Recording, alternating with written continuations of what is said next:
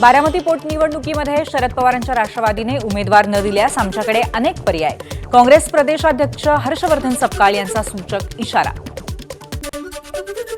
अकोल्याच्या तेल्हारा तालुक्यातील वांगर गावामध्ये शिवरायांचा अर्धाकृती पुतळा हटवण्यावरून ग्रामस्थ आणि पोलिसांमध्ये वाद. लोकांना पांगवण्यासाठी पोलीस दलाकडून सौम्य बळाचाही वापर. गोंदिया जिल्ह्यातल्या आमगाव तहसील कार्यालयावरती किडंगी पार ग्रामस्थांचा मोर्चा. देशी दारूचं दुकान बंद करण्याच्या मागणीसाठी आंदोलन. तात्काळ कारवाई न केल्यास 10 एप्रिलला रास्ता रोको करण्याचा इशारा. विक्रोळी पूर्व पश्चिम जोडणाऱ्या उड्डाणपुलावरती वाहनातनं तेल गळती. रस्त्यांवरती दुचाकी घसरत असल्यामुळे अनेकांचा अपघात.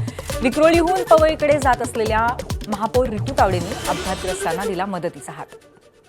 वाहनधारकांना महागाईचा फटका. प्रीमियम श्रेणीतील पॉवर आणि स्पीड पेट्रोलच्या दरामध्ये 2 रुपयांची वाढ. गेल्या 20 दिवसांमध्ये कच्च्या तेलाच्या किमतीत प्रचंड वाढ झाल्यामुळे निर्णय.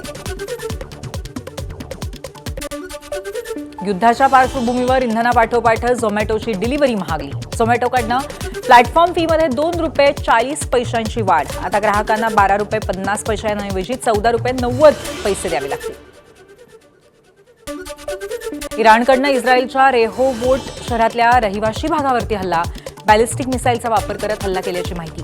इराणनं रहिवासी भागावरती हल्ला केल्यामुळे इस्रायल याला कसं प्रत्युत्तर देणार याकडे सर्वांचं लक्ष. अमेरिका आणि इस्रायलनं इराणवरती केलेल्या हल्ल्यामध्ये 18,000 नागरिक जखमी. 268 मेडिकल सेंटर्सचं हल्ल्यात नुकसान. तर 498 शाळांच्या इमारतीही जमीनदोस्त. इराणच्या एजन्सीची माहिती. इराणच्या वरिष्ठ लष्करी अधिकाऱ्याची हत्या. इस्माईल अहमदी यांची हत्या करण्यात आली. इराणच्या गुप्तहेर संघटनेचे ते वरिष्ठ अधिकारी होते. चेन्नई सुपर किंग्सचा वेगवान गोलंदाज नॅथन एलिस आयपीएलमधनं बाहेर. हॅमस्ट्रिंगच्या दुखापतीमुळे एलिस आयपीएलला मुकणार असल्याची माहिती. तर सीएसकेनं एलिसला 2 कोटी रुपयांमध्ये विकत घेतलं होतं.